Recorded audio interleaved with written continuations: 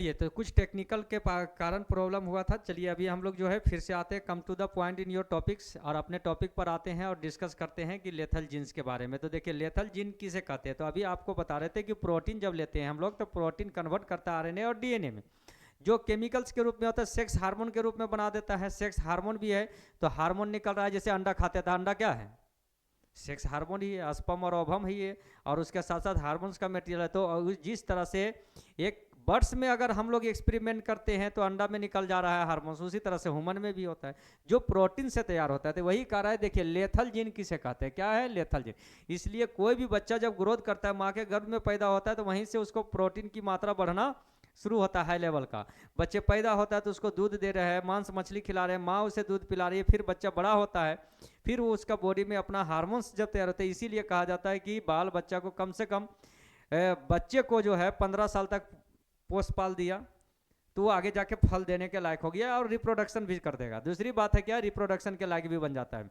जिस तरह से एक पेड़, पहले जमाना में अनपढ़ लोग भी कहता था बाल बच्चा और पेड़ को 15 साल पोस दो तो आगे जीवन आपका बुढ़ापा में छांव देगा और सहारा देगा।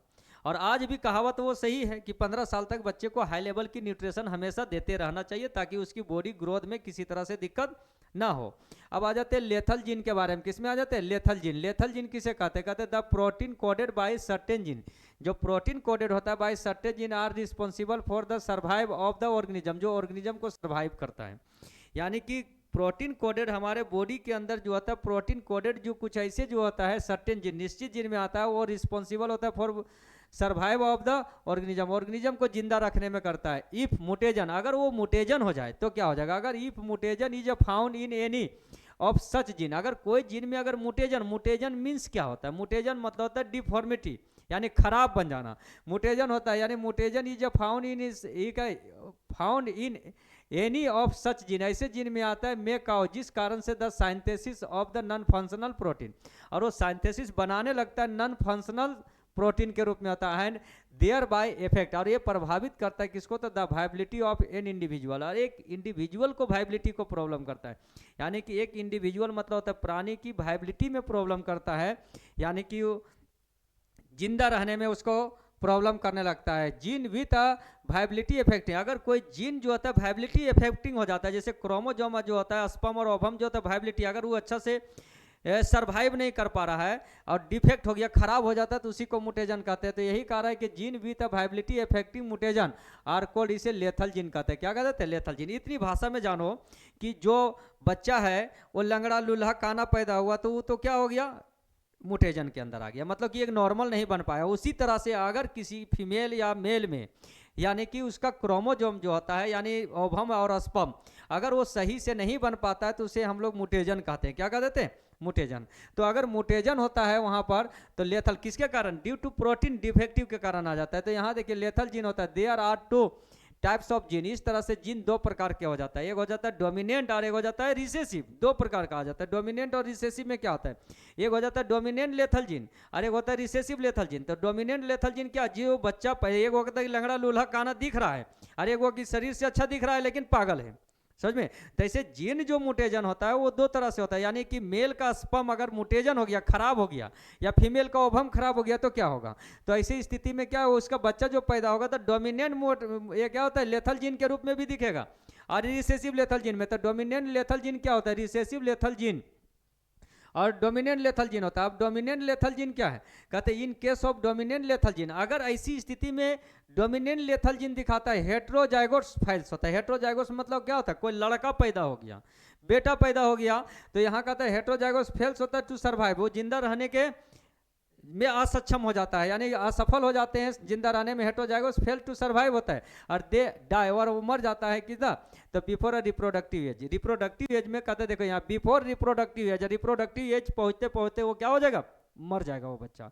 डोमिनेंट लेथल जीन जो होता है जिसमें क्या कहते हैं कि जैसे प्रोटीन है तो प्रोटीन कोडेड से तैयार किया जा रहा है और अगर वो फंक्शनल नहीं कर रहा है और अगर मेल का वाई क्रोमोजोम खराब है तो उससे लड़का पैदा होगा तो हेट्रोजाइगोस पैदा हुआ है। हेट्रोजाइगोस इंडिविजुअल जो होगा वो फेल असफल हो जाएगा और असफल हो जाता है किसमें, तो ये केमिकल कोऑर्डिनेट करके जो टर्मिनेट करके फिर से ग्रोथ हार्मोन सेक्स हार्मोन बनाता है और वो असफल हो जाता है। ऐसी स्थिति में क्या होता है कि वो बच्चा जब पैदा होता है तो उसको पोलर बॉडी कहते हैं, यानी हैवी वेटेड होता है। यानी वो बच्चा पैदा हो रहा है तो जो भी खाएगा, वो खाना खाएगा तो ग्रोथ हार्मोन ही बन रहा है। ग्रोथ हार्मोन बनने के बाद जैसे 15-16 साल में क्या है कि कोई लड़का का हार्मोन जो होता है 14 से लेकर 16 साल के बाद जो होता है ग्रोथ हार्मोन, उसकी हाइट रुक जाता है और क्या तैयार होने लगता है, सेक्स हार्मोन। लेकिन जब डोमिनेंट लेथल जीन होगा तो बच्चा शुरू से ही एकदम गोल मटोल मोटा होगा और खाते जाएगा तो उसका प्रोटीन में कन्वर्ट है। लेकिन प्रोटीन जो होता है ग्रोथ हार्मोन कन्वर्ट कर रहा है, प्रोटीन जो है ग्रोथ हार्मोन में, लेकिन वो हार्मोन जो है वो कन्वर्ट नहीं कर पा रहा है किसमें, सेक्स हार्मोन में। और वो बच्चा 14 से 16 साल तक रहता है तो प्यूबर्टी ये जाता है जहां सेक्स हार्मोन बनना है तो 16 साल नहीं, डिले प्यूबर्टी को पकड़ के चलते हैं 17 साल और 18 साल। वो बच्चा 18 साल जाते जाते मर जाएगा। उसको कहा जाता है डोमिनेंट लेथल जीन। और इसमें जो खराबी होता है वो मेल का होता है, यानी कि मेल का वाई क्रोमोजोम होता है जो खराब हो जाता है। अब कहते हैं सर खराब कैसे होगा लेथल जीन का, तो इसके बहुत सारे कारण होता है। जैसे केमिकल कोऑर्डिनेट होता है, बहुत सारे लोग हैं जैसे कल कारखाना केमिस्ट्री केमिकल लेवल में काम कर रहा है जो उसका प्रभाव कर गया कहाँ, क्रोमोजोम पर। या तो ऐसी कंडीशन भी हो सकता है कि जैसे एक्सरे कहते हैं गामा रे निकलता है तो गामा रे का प्रभाव होने के कारण टेस्टी और जर्म सेल होता है टेस्टी या ओवरी, उसी इसलिए सब एफ्रोन पहन करके खतरे वाले एरिया में काम करता है। अगर वहां पर आता है तो जीन म्यूटेशन हो गया, यानी उसके फादर्स का, उसके बच्चा जब पैदा हो रहा है तो बार बार बेटा होगा वो ओवर वेटेड होगा और वो उतना जेते जेते मर जाएगा। और जब वो 14 से लेकर 16 साल होता है तो वैसी स्थिति में जब प्यूबर्टी आता है तो सेक्स हार्मोन उसका रिलीज होना शुरू होता है।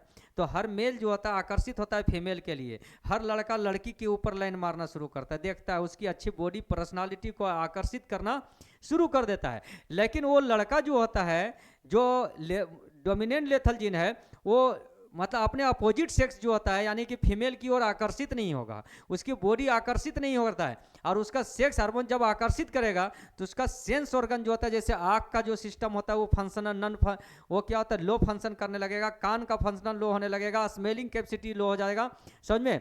और वो एक एलर्जी महसूस करता है किसके लिए, अपने अपोजिट सेक्स के लिए। और ऐसे सिचुएशन में उसका दिखना कम हो जाएगा, सुनना कम हो जाएगा, सेंस जो होता है दिमाग काम करना हो जाता है। हो सकता है कि ब्रेन का नस, एक न्यूरो इंडोक्राइन सिस्टम पेन होता है।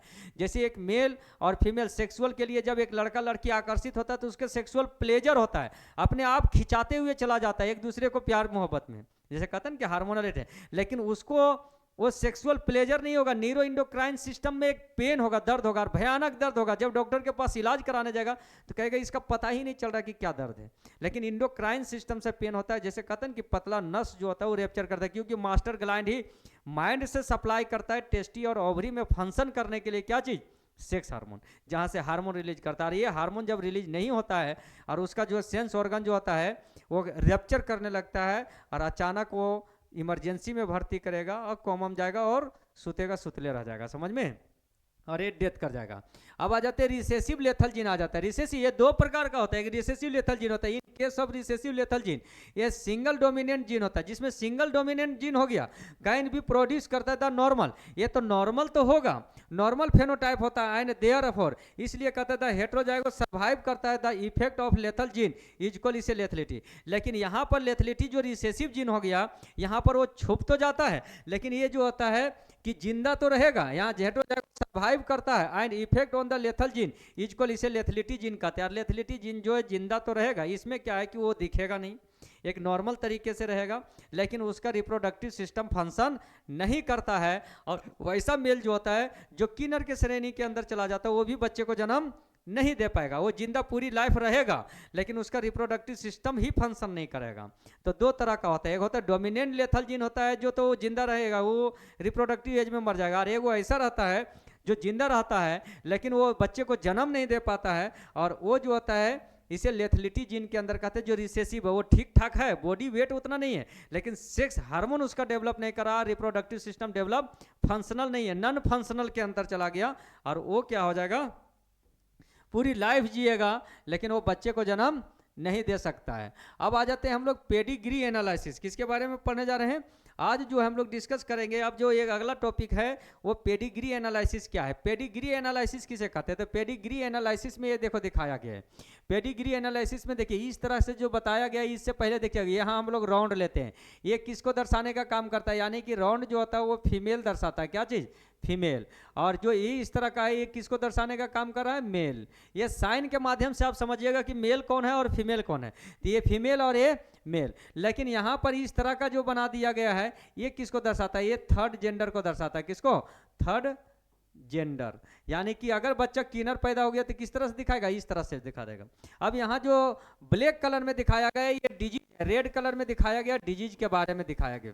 तो यहाँ पर देखिए हम लोग समझाते हैं, यहाँ अगर क्या होता है कि अगर यहाँ से एक मेल और फीमेल को अगर एक मिलाएं सिंगल, तो ये सिंगल मिला तो समझिए कि वो ठीक है।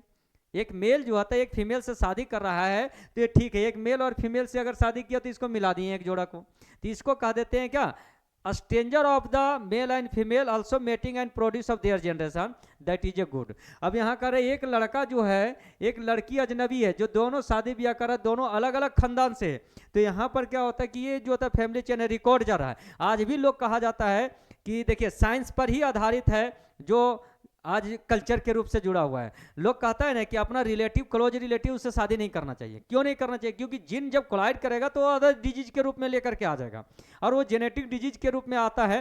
तो यहाँ पर देखिए एक मेल और फीमेल है, लेकिन यहाँ देखिए डबल लाइन है, कितना लाइन है, डबल। तो डबल लाइन क्या दर्शाता है, कहता है मेटिंग बिटवीन अ रिलेटिव, जिसे कहता है कि कंसिक्वेंसेस कहा जाता है, कंसिक्वेंसेस के रूप में आ जाता है। यानी अगर एक लड़का और एक लड़की दोनों रिलेटिव हो, चाहे भाई बहन हो, चचेरा ममेरा फुफेरा भाई बहन होता है। अगर चचेरा है तो 50% चाचा और पापा मिल रहा है, ममेरा है तो माँ और मामू मिल रहा है तो 50% आ जाता है, फुफेरा है तो पिताजी और फुआ जो है 50% है। तो यहाँ चांसेस आ रहा है, अपना भाई बहन है तो यहाँ 100% की चांसेस हो सकता है। तो यहाँ पर क्या कंडीशन को शो कर रहा है कि अगर कोई भी व्यक्ति अपने रिलेशन से शादी करता है तो वहाँ पर क्या होगा, डिजीज के रूप में आ जाएगा। वो जेनेटिक डिसऑर्डर 50% कोलाइड कर देगा जीन, और जो जेनेटिक डिसऑर्डर को लेकर के आ जाएगा बीमारी। अगर चचेरा ममेरा फुफेरा भाई बहन से शादी करता है और अगर उससे बच्चा पैदा होता है तो 50% चांस है, और अपना भाई बहन से जिसमें एकदम 100% की चांसेस आ सकता है यहाँ।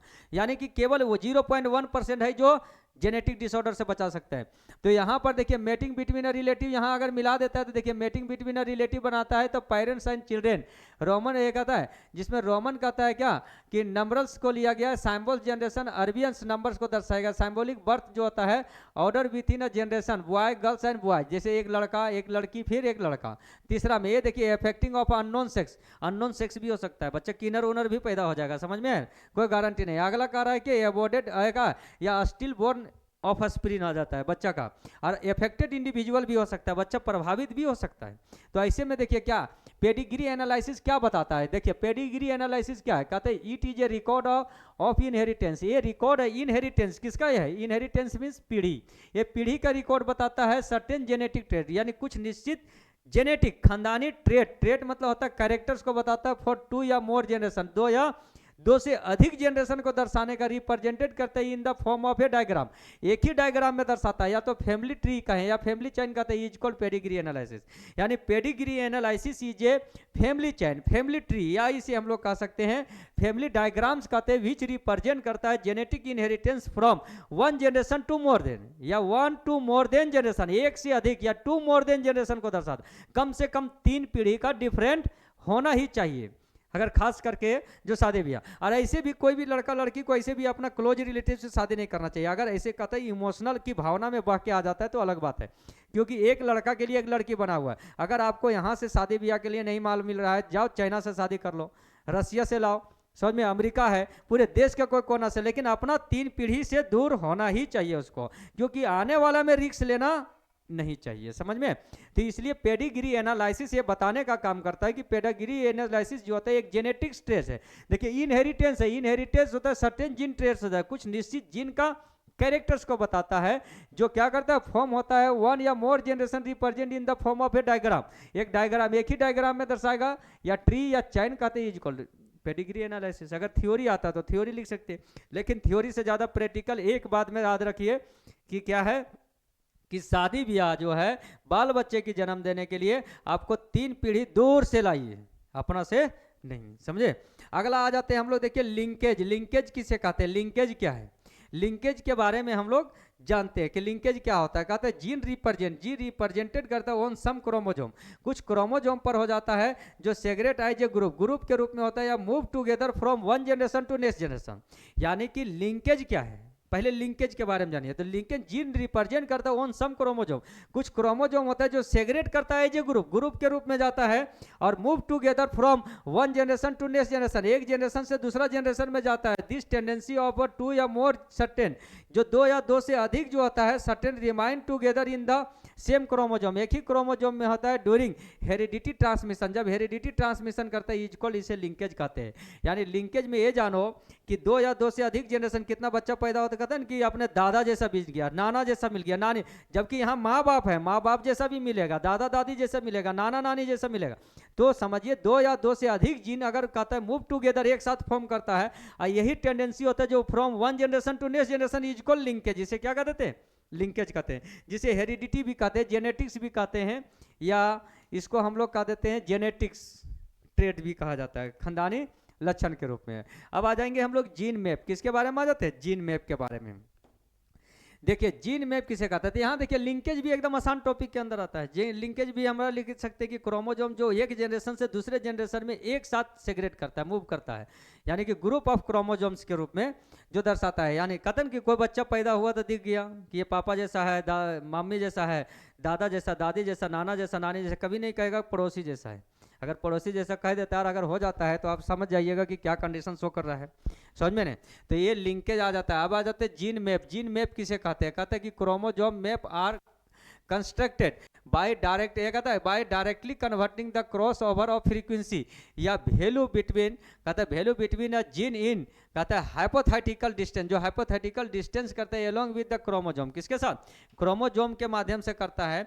Genetic map of chromosome, genetic map में किसको दर्शाने काम कर रहा है? Chromosome are also known as a chromosome map कहते हैं, जिसे क्रोमोजोम मैप्स कहा जाता है। इन सच, कहता है कि इन सच क्रोमोजोम, कहते हैं in such map chromosome are, ऐसे मैप जो होता है क्रोमोजोम का are shown by a straight line, सीधा लाइन दर्शाता है, प्रोपोर्शनल टू देयर लेंथ को दर्शाता है, with the position of gene mark on them, इसी पर चिन्हित करता है। दीज आर रिप्रेजेंट, ये कहता है रिप्रेजेंट करता है लिंक ग्रुप, जो किसको दर्शाता है? लिंक ग्रुप को, जो एक लिंक से दूसरे ग्रुप को दर्शाने का काम करता है। जेनेटिक वेरिएशन हम लोग लेते हैं। जेनेटिक वेरिएशन किसे कहते हैं? जेनेटिक वेरिएशन मतलब दो अलग अलग खानदान का मिला, और दो मिला है तो तीसरा निर्माण होगा। तो यहाँ देखिए कहता है inheritance of some variation from one generation to next generation, एक जनरेशन से दूसरे जनरेशन में जो बदलाव आ रहा है इज कॉल्ड, इसे जेनेटिक वेरिएशन कहते हैं। या जेनेटिक वेरिएशन इज जो होता है इन सेक्सुअल रिप्रोड्यूसिंग ऑर्गेनिज्म, जो किसमें पॉसिबल है? सेक्सुअल रिप्रोड्यूसिंग ऑर्गेनिज्म में। जो सेक्सुअल रिप्रोड्यूस करता है उसमें तो दो है, एक मेल है एक फीमेल है, दोनों अलग अलग खानदान से जो बच्चे में बदलाव आ रहा है उसी को हम लोग क्या कहते हैं? जेनेटिक वेरिएशन कहते हैं। क्या कहते हैं? खानदानी बदलाव। म्यूटेशन किसे कहते हैं? अभी हमने जस्ट पहले डिस्कस किए थे लेथल जीन, जिसे म्यूटेशन कहते हैं। म्यूटेशन क्या है? म्यूटेशन के बारे में हम लोग डिस्कस करते हैं। चलिए म्यूटेशन की टॉपिक को लेते हैं। देखिए म्यूटेशन क्या है? Mutation are new sudden, mutation जो होता है एक नया अचानक, सडन मीन्स होता है अचानक, इनहेरिटेबल, अचानक बदलाव आया, डिस है यहाँ का रहा क्या? इनहेरिटेबल, पीढ़ी दर पीढ़ी दोहराता है, डिसकंटिन्यू वेरिएशन, ये अनियमित रूप से बदलाव आया है। समझ में? कहते which appear in the organism, organism में प्रेजेंट हुआ है ड्यू टू, कहते कि ये बदलाव आता है और परमानेंट चेंज आ आया और परमानेंट बदलाव दे दिया है इन देयर जेनोटाइप, उसके बच्चे में बदलाव आ गया।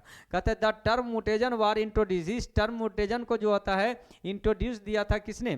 तो हुगो डी वेरिस ने किया है 1901 में। डी वेरिस जो आल्सो प्रोपोज किया म्यूटेशन, म्यूटेशन थ्योरी भी दिए थे, और कहता ऑफ इवोल्यूशन कि म्यूटेशन थ्योरी ही एक नए इवोल्यूशन है, नए जीवों का निर्माण हो जाता है। इन हिज बुक, उसने बुक में दर्शाया था।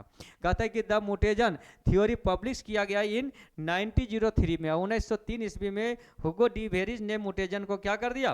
पब्लिश किया अपना किताब में, कि वो जो होता है म्यूटेशन जो बदलाव आता है जिनका, वो जो होता है इवोल्यूशन है, एक नए बदलाव है। क्या आता है? चाहे वो नेगेटिव होगा या पॉजिटिव होगा, लेकिन एक इवोल्यूशन की प्रक्रिया है। समझ में? अब आ जाते हैं हम लोग पॉइंट म्यूटेशन किसे कहते हैं? पॉइंट म्यूटेशन क्या है? तो पॉइंट म्यूटेशन क्या है? कहता है gene mutation which include the substitution, क्या हो जाता है? Substitution, deletion, insertion of a single nitrogenous base, अब देखिए यहाँ प्रॉब्लम आ गया है कि सिंगल नाइट्रोजीनियस बेस क्या है। तो अब कोई भी व्यक्ति अगर नहीं पढ़ा है डीएनए के बारे में तो थोड़ा प्रॉब्लम करेगा। डीएनए का फुल फॉर्म होता है deoxy ribonucleic acid, DEOXY, deoxy ribose nucleic acid, इसका फुल फॉर्म हो गया। इसके नाइट्रोजीनियस बेस होता है जो 4 होता है, एडेनिन,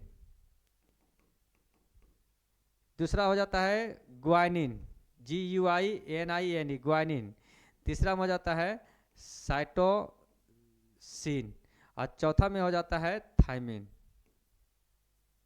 ये देखिए थाइमिन, ये 4 हो गया। यानी टोटल नाइट्रोजीनियस बेस कितना है 4।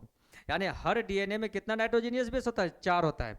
तो यहाँ कह रहा है कि जीन म्यूटेशन, यहाँ कहता है पॉइंट म्यूटेशन और ग्रोस म्यूटेशन क्या है, तो कहता है जीन म्यूटेशन विच, यही जीन म्यूटेशन जो होता है जो विच इंक्लूड करता है द सब्चुएशन, सब्चुएशन मतलब एडेनिन ग्वानिन के बीच में उलट जाए, या तो कि साइटोसिन थाइमिन के बीच में वो उलट लेगा अपना पोजीशन, तो सब्चुएशन मतलब होता है जगह को बदल देना। और डिलीशन मतलब या तो एगो डिलीट हो गया, 4 गो में एक गो दिख रहा है, या तो फिर क्या होता है इंसरेशन, एक गो एक्स्ट्रा जुड़ गया। तो यह कहता है फिर सिंगल नाइट्रोजीनियस बेस में होता है आर कोल्ड, इसे को हम लोग कहते हैं पॉइंट म्यूटेशन। अगर एक सिंगल नाइट्रोजीनियस बेस खाली जगह बदल ले, या तो हट जाए या तो एक्स्ट्रा आ जाए, तो पॉइंट म्यूटेशन कहता है कि यहाँ कि the gene mutation which involve करता है 1 नाइट्रोजीनियस बेस इज इक्वल, इसे पॉइंट म्यूटेशन, और एक जो होता है इन्वॉल्व हुआ इसीलिए पॉइंट म्यूटेशन। और द जीन कहता है म्यूटेशन विच इन्वॉल्व करता है मोर देन 1, एक से अधिक नाइट्रोजीनियस बेस होता है, या द इंटायर जीन, या पूरे जीने खराब हो जाए, इक्वल इसे ग्रोस म्यूटेशन। क्या कहते हैं ग्रोस म्यूटेशन।